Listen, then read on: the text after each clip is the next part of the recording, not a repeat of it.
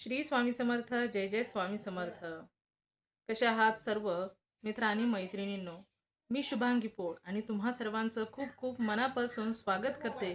आपल्या चॅनलचं नाव शुभांगी पोळ फॅमिली. आता एवढ्या दिवस झालं व्हिडिओ आले नाहीत असं म्हणजे माझ्या सबस्क्रायबरना खूप वाटलं असेल की ताईंनी एवढ्या दिवस झाले का व्हिडिओ टाकला नाही. याचे कारण काय आहे आणि आजच्या व्हिडिओमध्ये मी तुमच्या सर्वांबरोबर आज म्हणजे व्हिडिओ न टाकायचेच कारण आज मी तुमच्या सर्वांबरोबर शेअर करणार आहे. प्रत्येकाच्या जीवनामध्ये कधी कधी काही अडचणी येतात, कधी संकट येतात, तर कधी कधी दुःख हे येतच असतं.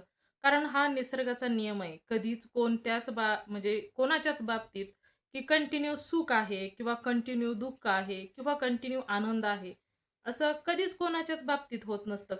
कोणीही असो, मग तो श्रीमंत असो किंवा गरीब असो किंवा करोडपती असो, म्हणजे कोणाच्याच बाबतीमध्ये अशा काही घटना घडत नाहीत असं नसतं. परंतु प्रत्येकाचा, कारण नीतीचा जो नियम आहे तो कोणालाच चुकत नसतो. प्रत्येकाच्या बाबतीत सर्व काही जे नियम आहे, निसर्गाचा नियम आहे, त्याच्यानुसारच प्रत्येकाला जावे लागत असते. मग तो कोण म्हणजे श्रीमंत असो किंवा गरीब असो किंवा कोणीही असो, प्रत्येकालाच त्या गोष्टीतून बाहेर जावं लागतं. आणि आजच्या विषयामध्ये खरोखरच खूप तथ्य देखील आहे. कारण जसा काही गोष्टी घडत असतात, आपण कोणीच त्याला थांबवू शकत नाही.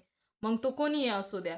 अगदी आपला राष्ट्रपती जरी असला किंवा कोणीही असला, तरी देखील या गोष्टींना, काही गोष्टी ज्या घडायच्या असतात ना, त्याला कोणीच थांबवू शकत नाही. आणि कधी-कधी काय होत असते, की आपण म्हणतो, की मी असतो तर मी हे केलं असतं. दुसरा म्हणतो, "नाही, नाही, मी जर या जागेवर असते तर मी खूप काही केलं असतं." परंतु अशा काही घटना असतात, की त्याला ना कोणीच काही करू शकत नाही. त्या घटनांमध्ये ना एवढं म्हणजे सत्य असतं, की ते अटळ सत्य असतं. कधीच कोणीही त्याला बदलू शकत नाही. हे मात्र तेवढंच खरं आहे. त्याच्यामुळे आज मी तुम्हाला हे सांगणार आहे, की व्हिडिओ आज म्हणजे एवढ्या दिवस झालं आपल्या चॅनलवरती व्हिडिओ पडला नाही. याचं कारण काय आहे आणि याच कारणाचा आज मी तुम्हाला उल्लेख करणार आहे. तर झालं असं, की माझी सासू, आता वय झालेलं आहे त्यांचं. कारण अ, विषय असा आहे, की माझ्या सासूला एकूण 5 मुलं आहेत. म्हणजेच 3 मुलं आणि 2 मुली आहेत. आणि जवळ-जवळ त्यांची जी मोठी मुलगी आहे, तर त्या त्या मुलगा जो मोठ्या मुलीचा जो मुलगा आहे, तर तो मोठा मुलगा जवळ-जवळ 35 वयोगटातील असेल. मग आता तुम्हीच विचार करा, ज्या माझ्या सासूबाईंचा मोठा नातू आहे थोडक्यात, तर त्याचं वय 35च्या पुढं असेल. 35च्या किंवा त्याच रेंजचा असेल तो. तर अशा प्रकारचं त्याचं वय आहे. तर तुम्ही विचार करा, की त्या सासूचं अंदाजे जवळ-जवळ असं, म्हणजे एवढं काही स्पष्ट सांगू शकत नाही. कारण त्यावेळेसचं वय, आता आपण म्हणजे जन्मतारीख आता लिहून ठेवली जाते. त्यावेळेस काही लोकांना एवढं वाचता लिहिता येत नव्हतं. पण आता आपण अंदाज जर एखाद्याच्या वयाचा लावायचा असेल, तर त्यांच्या मुलावरून अशा प्रकारे आपण त्यांच्या वयाचा अंदाज लावू शकतो. तर त्यांचं वय साधारणतः 85च्या दरम्यान असू शकतं. तर त्या त्या तेवढ्या वयाच्या होत्या, म्हणजे 85 वर्षाच्या होत्या. तर त्या ना म्हणजे आत्ता आत्ता काय झालं होतं, की त्या माझे जे दीर आहेत ते मुंबईला असतात, जाव आहे. तर त्यांच्याजवळ त्या गेलेल्या होत्या. वय जास्त झालेलं होतं त्यांना ना, खूप दिवसापासून. म्हणजे माझं लग्न झालं ना तेव्हा म्हणजे त्याच्या अगोदरपासूनच त्यांच्या एका बाजूतून अशा मुंग्या निघत होत्या, म्हणजे खुब्यातून, आणि एका हातातून मुंग्या निघत होत्या. त्याच्यामुळे त्यांना ना कंटिन्यू हा त्रास होत होता, की त्यांना एका बाजूतून मुंग्या हा सतत निघत होत्या. त्याच्यामुळे त्यांना खूप दवाखाने वगैरे केले, की एका खुब्यातून एका हातातून मुंग्या निघत होत्या. त्याच्यासाठी ट्रीटमेंट वगैरे चालू होती. त्यांना मग वजनं लावलेली होती, मालिश वगैरे केलेली होती. कधी-कधी आयुर्वेदिक देखील खूप उपचार केलेला होता. परंतु त्यांच्या जे खुब्यातून आणि त्यांच्या एका हातातून ज्या मुंग्या निघत होत्या ना, त्या काही म्हणजे थांबल्याच नाहीत. खूप उपाय वगैरे केले, दवाखाने केले, परंतु तो काही त्रास त्यांचा थांबला नाही. आणि असं करतच काही वर्ष निघून गेलेली होती. कारण माझं जसं लग्न झालेलं आहे ना, त्याच्या आधीपासूनच त्यांना खूप वर्षापासून. आणि त्यांचं म्हणजे असं आहे, की त्या म्हणजे आमच्या नंदा वगैरे सांगतात, की त्यांना ना खूप वर्ष झाले हा त्रास चालू आहे. तर झालं असं, की आत्ता व्हिडिओ न काढण्याचं कारण मी तुम्हाला सांगते. मागे गेलेली 10 तारीख म्हणजेच 10/8/2026 ही या दिवशी त्यांना अचानकच म्हणजे माझ्या जाऊबाईकडे मुंबईलाच ते असतात. त्यांची पूर्ण फॅमिली मुंबईला असते. तर त्यांच्या जवळच होत्या. तर झालं असं की संध्याकाळच्या त्या जेवण वगैरे चांगलं केलं. त्यांचा म्हणजे त्यांना दुसरा कोणताच त्रास नाही. ना त्यांना बीपी आहे. म्हणजे बीपी कधी-कधी त्यांना थोडासा त्रास होत होता. पण असं कंटिन्यू बीपी आहे, शुगर आहे किंवा काय आहे, अशा प्रकारचा कोणत्याच प्रकारचा त्यांना त्रास होत नव्हता.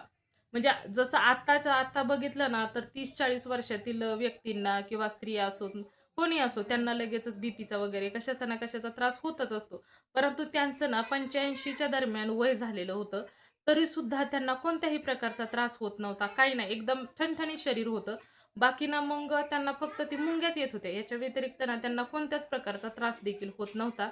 आणि सकाळी जेवण वगैरे केलं, गप्पा वगैरे झाल्या आणि त्याच्यानंतर ना त्या झोपल्या आणि झोपल्यानंतर अशा पहाटे-पहाटे काय झालं, की जे माझी जाऊबाई आहेत, तर त्या ताई वॉशरूमवरून जाऊन आल्या. तर वॉशरूमवरून जाऊन आल्यानंतर मग आत्यासुद्धा गेल्या, म्हणजे सासूना आम्ही आत्या म्हणतो, तर त्या देखील वॉशरूमला जाऊन आल्या. तर वॉशरूमला जाऊन आल्यानंतर ना त्या घरामध्ये बसलेल्या होत्या. म्हणजे त्या आल्यानंतर ना त्यांना अचानकच थोडा वेळ झाल्यानंतर ना म्हणजे मुंग्या वगैरे असं म्हणजे काही काही एवढं झालं, की त्यांच्या हातापायातून मुंग्या अशा चालायला लागल्या. तर त्यावेळेस ना त्या म्हणजे जाऊबाई आहेत, तर त्यांनी काय केलं, की बाहेर येऊन बघितलं, तर त्या अचानकच म्हणजे त्यांना हात-पाय अशा आपटत होत्या. मग त्यावेळेस त्यांनी बघितल्यानंतर त्यांनी म्हणजे मिस्टरांना बोलवलं, की "काय झालं आहे बघा." तर त्यावेळेस ना अशा म्हणजे त्या आसपास काही शोधतायत ना, अशा प्रकारची पोझिशन त्यांची झालेली होती, की त्या काहीतरी शोधत होत्या. असं म्हणजे दुसऱ्याला जर एखाद्याला वाटलं, कारण अचानकच असं झालेलं होतं ना, त्यामुळे लगेचच काही लक्षात येणं मुश्किल आहे ना,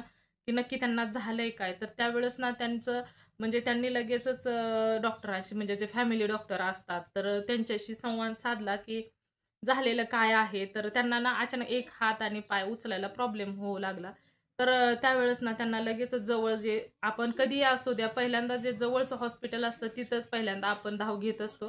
तर त्याच प्रकारे त्या दोघांनीही रिक्षा बोलावली आणि जवळचं जे हॉस्पिटल आहे ना, तिथं गेले. तर तिथं गेल्यानंतर डॉक्टरांनी जेव्हा कारण त्यांना ना घरीच असं बोलता येत नव्हतं. आवाज त्यांच्या तोंडातून कसल्याच प्रकारचा येत नव्हता. त्याच्यामुळे नक्की त्यांना काय झालंय हे पण आपण म्हणजे समजू शकत नव्हतो ना, की नक्की काय झालेलं आहे.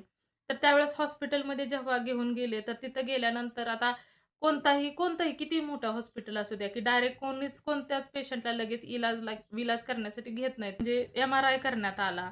तर जेव्हा ते म्हणजे त्यांना म्हणजे डॉक्टरांच्या मते असं, की त्यांना मेंदूचा अटॅक आला असावा. तर त्यावेळेस त्यांनी चेक केलं. परंतु आता कसं आहे, की काही लोकं जी पूर्वीचे आहेत ना, ते एवढं काही लगेचच हॉस्पिटलच्या डॉक्टर जी काही ट्रीटमेंट वगैरे करतात, तर त्यांना रिस्पॉन्स देत नाहीत. तर त्यांचं एक तर एवढं काही त्यांना दवाखान्याची खूप भीती वाटत होती आणि एवढं काही त्या दवाखान्यात कंटिन्यू नव्हत्याच. एवढी म्हणजे प्रोसेस आता तुम्हीच विचार करा, की अटॅक एखाद्याला जर आला किंवा पॅरालाईज झाला, तर किती म्हणजे प्रोसेस केली जाते. तर त्या पद्धतीत त्यांना सवय नव्हती आणि त्यांना ना दुसरा कोणत्याच प्रकारचा त्रास होत नव्हता, की त्यांचं असं म्हणजे काही दिवस ते ॲडमिट झाल्यात, की असं काहीच नव्हतं. पण त्याच्यामुळे ना अशा काही गोष्टींना त्यांना कधी फेस करावं लागलं नाही. त्यामुळे त्यांना हे सर्व त्यांच्यासाठी नवीन होतं. त्याच्यामुळे ते काही एवढं रिस्पॉन्स देत नव्हत्या डॉक्टरांना. त्याच्यामुळे त्यांची हालचाल जास्त होत होती. मग पहिला ज्यावेळेस डॉक्टरांनी एम-आर-आय वगैरे केला, तर त्याच्यामध्ये त्यांनी एवढ्या हालल्या, की तो एम-आर-आय काय सक्सेस झाला नाही.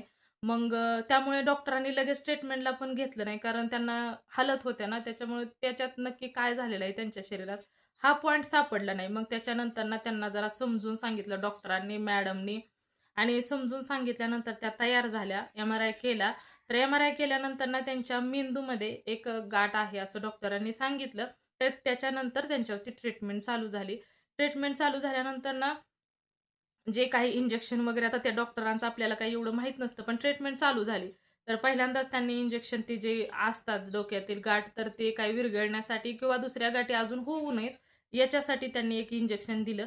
तर इंजेक्शन दिल्यानंतर ना बाकीची प्रोसेस लगेचच डॉक्टरांनी सुरू केली. मग सुरुवातीला ना 5-6 दिवस त्या सर्वांना ओळखत होत्या, जे काही जातील म्हणजे जास्त करून पहिल्या दिवशीच जास्त त्यांना लगेच आता अटॅक आलेला आहे, त्याच्यामुळे त्यांना आयसीयूमध्ये शिफ्ट करण्यात आलेलं होतं.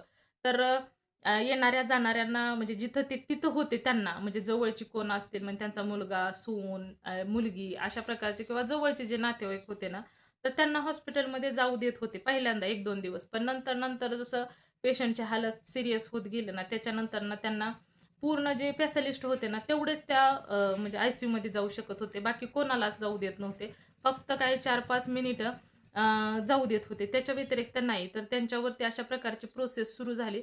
तर असं करता करता 5-6 दिवस त्यांनी म्हणजे सर्वांना एक ओळखत होते जे जातील त्यांना. तर त्याच्यानंतर ना त्यांनी म्हणजे कोणालाच ओळखायचं बंद केलं. येतील जातील. आपण जर आवाज वगैरे दिला ना, तर ते काय असे म्हणजे आवाजाच्या दिशेने पाहणार, परंतु त्यांना म्हणजे असे ओळखत नव्हतं, की पुढचा व्यक्ती कोण आहे किंवा माझीच मुलगी आहे, माझाच मुलगा आहे किंवा माझीच सून आहे. अशा प्रकारे त्यांना काहीच ओळखू येत नव्हतं आणि त्यांना ना श्वास घ्यायला त्रास होत होता आणि असं परिस्थिती होती ना, की त्यांना असे म्हणजे ऑक्सिजनची वगैरे म्हणजे असं हे केलेलं होतं, लावलेलं होतं ना ऑक्सिजन. तर त्यावेळेस ना त्यांना म्हणजे श्वास घ्यायला त्रास होत होता. त्याच्यामुळे डॉक्टरांनी जेव्हा त्यांना ऑक्सिजन लावला ना, तर त्यांचे हात एक बाजू हलत होती ना, तर त्यावेळेस ना त्या हाताने ऑक्सिजन अशा बाहेर काढायच्या, की ते नको. कारण त्यांना असं कदाचित वाटलं असेल, की त्या ऑक्सिजनमुळे त्यांना श्वास घ्यायला त्रास होतोय, असं कदाचित त्यांना वाटत असेल. त्याच्यामुळे ते ऑक्सिजन मास्क काढत होत्या. तर पण ते मग असं करतायत म्हटल्यानंतर डॉक्टरांना देखील वाटणार म्हणून त्यांनी ना त्यांचे हात-पाय बांधलेले होते. कारण ते जास्त हालत होते. जी काही पुढची ट्रीटमेंट होत होती ना, त्याला त्या करू देत नव्हत्या. त्रास होत होता डॉक्टरांना. त्याच्यामुळे त्यांनी ते हात-पाय वगैरे बांधलेले होते. तर अशा प्रकारची त्यांची प्रोसेस होत, होत 5-6 दिवसानंतर त्यांनी पूर्ण ओळखायचं बंद केलं आणि 20 तारखेच्या त्या दिवशीच म्हणजे त्यांची म्हणजे डेथ झाली म्हणजे सुमारे सकाळच्या दरम्यान काहीतरी झालेली होती. तर त्याच्यामुळे हेच कारण आहे, की त्यांची 20 तारखेला डेथ झाली आणि त्याच्यानंतर ना त्यांना म्हणजे गावी आणण्यात आलं. जिथे आम्ही राहतो ना तिथं म्हणजे इथं आणल्यानंतर ना मग त्यांचे काय अग्नी वगैरे संस्कार असतात ते सर्व काही देण्यात आले. तर हेच कारण होतं, की माझी सासू एक्सपायर झालेली आहे. कधीही कोणतीही गोष्ट असू द्या, कोणीच याच्यामध्ये कायमस्वरूपी आलेलं नाही. काहीही असू द्या, परंतु असं होतं, की त्यांचं शरीर एवढं काटक होतं, एवढं हे होतं, की त्यांना कधीच असं म्हणजे काय हॉस्पिटलमध्ये काही दिवस ॲडमिट व्हावं लागलं किंवा कधीच नाही. फक्त ना त्यांचा एकच पहिल्यापासून प्रॉब्लेम होता, तो म्हणजे एका हातातून आणि एका खुब्यातून मुंग्या चालत होत्या. याच्या व्यतिरिक्त त्यांना काहीच त्रास होत नव्हता. मग एवढं शरीर कठीण असून सुद्धा म्हणजे नियतीचा घाव असा असतो ना, की कोणीच त्याला थांबवू शकत नाही किंवा कोणी त्याला बदलू शकत नाही. कोणीच काही करू शकत नाही. म्हणतात ना, की जेव्हा अ, एक शेवटचा कॉल येतो, त्यावेळेस ना कोणीच त्याला थांबवू शकत नाही. तर अशाच प्रकारचं झालं. परंतु डॉक्टरांची ज्यावेळेस ट्रीटमेंट चालू होती ना, तर डॉक्टरांचं म्हणणं असं होतं, की त्यांचं वय झालेलं आहे. वय झाल्यामुळे त्यांचं शरीर त्यांना अ, म्हणजे जे ट्रीटमेंट डॉक्टर वगैरे करतायत, तर त्याला रिस्पॉन्स देत नाहीत. तर ज्यावेळेस डॉक्टरांशी बोलले, जे म्हणजे माझे दीर आहेत, ते बोलत होते. तर त्यावेळेस ना असं सांगण्यात आलं, की त्यांचं जे शरीर आहे, ते ट्रीटमेंट जे डॉक्टर करतायत, तर त्याला रिस्पॉन्स देत नाही आणि याला एकच कारण आहे, ते म्हणजे त्यांचं वय झालेलं आहे. तर हे अशा प्रकारचा बघा नियतीचा घाव असतो आणि त्याच नियतीच्या घावामध्येच 20 तारखेलाच त्या एक्सपायर झालेल्या आणि जेव्हा त्यांना घरी आणायला जवळ संध्याकाळी 11च्या पुढं गेलं, कारण सकाळपासून डॉक्टर दवाखान्याची प्रोसेस असते. तर त्याच्यानंतर ना ती प्रोसेस पूर्ण केली आणि तिथून हल्ल्यानंतर गावाकडे येण्यासाठी जवळ-जवळ 4-5 तासाचा वेळ गेला आणि तिथं इथं मग संध्याकाळी 11ला आणि जवळ-जवळ 1 ते दीड वाजला असेल त्यांना अग्नी देण्यासाठी. तर त्याच्यानंतर ना मग 3रा आला, 10वा आला. मग आता घरामध्ये आपल्याला अशा प्रकारचं जेव्हा घरामध्ये कोणाच्याही असू द्या, पण का म्हणजे खूप म्हणजे दुःखच असतं. त्याच्यामुळे होऊ पण शकत नाही. त्याच्यामुळे म्हटलं की तुम्ही अ, वाट पाहत असाल कारण या चॅनलवरती नाही, परंतु भक्त आम्ही स्वामींचा हा जो चॅनल आहे, त्या चॅनलवरती देखील मी कोणत्याही प्रकारचा व्हिडिओ टाकलेला नव्हता. कारण तिथून देखील मला कॉल आलेले होते, की "ताई तुम्ही व्हिडिओ का टाकत नाही? का टाकत नाही?" मग त्यावेळेस म्हटलं, की तुम्हा सर्वांबरोबर जे काही माझ्या बाबतीत घडलेलं आहे, माझ्या घरामध्ये जे काही घडलेलं आहे, ते तुमच्या सर्वांबरोबर शेअर करावं. तर त्याच्यासाठी माझी जी जाऊबाई आहेत, तर त्यांना म्हणजे डिटेलमध्ये जे काही झालं ते सर्व काही माहीत होतं. परंतु त्या बोलल्या, की "नको, आपल्याला नको कॅमेऱ्याच्या समोर यायला." तर पण मी म्हटलं, की "नाही, तुम्ही नाही सांगितलं तरी चालेल, परंतु मी स्वतः सांगते, की नक्की काय झालेलं आहे." आणि हेच कारण होतं, की व्हिडिओ न बनवण्याचं. तर बघू आता 3रा झालेला आहे, 10वा देखील झालेला आहे. आता 13वा आणि कार्य म्हणजे जे आहे ते झालं ना, की मग तिथून पुढे ना मी कंटिन्यू करेन व्हिडिओ टाकण्याचा प्रयत्न करेन.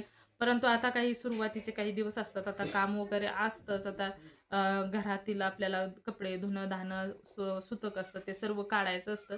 तर त्याच्यामुळे नाही काही वेळ भेटला तरी सुद्धा तुम्ही देखील समजून घ्या. अशा प्रकारचं जे दुःख असतं, ते संकट असतं ना, ते प्रत्येकाला त्यातून जायचं आहे. कारण जन्म ज्याचा झालेला आहे ना, त्याचा मृत्यू अटळ आहे. परंतु त्याला म्हणजे प्रत्येकाच्याच घरामध्ये अशा घटना घडत असतात, की ज्याचं म्हणजे जे होणार आहे ते काही चुकत नाही. तर म्हटलं, की तुम्ही सर्वजण आतुरतेने वाट पाहत आहात. मला भक्त आम्ही स्वामींच्या या चॅनलवरती ना खूप वेळा ताईंनी विचारलं, की "ताई तुम्ही व्हिडिओ का टाकत नाही?" त्याच्यावरती देखील मी 5-6 दिवस नव्हते व्हिडिओ टाकले. आता सुरू केलेले आहेत 10वा वगैरे झाल्यानंतर. तर मग म्हटलं, की याच्यावरती देखील आज वेळ भेटला. मग म्हटलं याच्यावरती देखील जी रिअल परिस्थिती आहे, तर ती तुमच्या सर्वांबरोबर शेअर करावी. तर हेच कारण होतं तुमचा व्हिडिओ न टाकण्याचं. तर तर तुम्हा सर्वांना म्हणजे माझ्या घरामध्ये माझी सासू एक्सपायर झालेले आहेत आणि याच्यामुळेच मी व्हिडिओ टाकलेले नाहीत. तर हेच कारण तुमच्या सर्वांबरोबर शेअर करायचं होतं. तर तुम्ही सर्वांनी माझा व्हिडिओ शेवटपर्यंत ऐकला त्याबद्दल मी मनापासून तुम्हा सर्वांची खूप खूप आभारी आहे आणि त्याचबरोबर तुम्ही सर्वजण माझ्यावरती एवढं प्रेम करता त्याबद्दल मनापासून मी तुम्हा सर्वांची आभारी आहे. श्री स्वामी समर्थ. जय जय स्वामी समर्थ.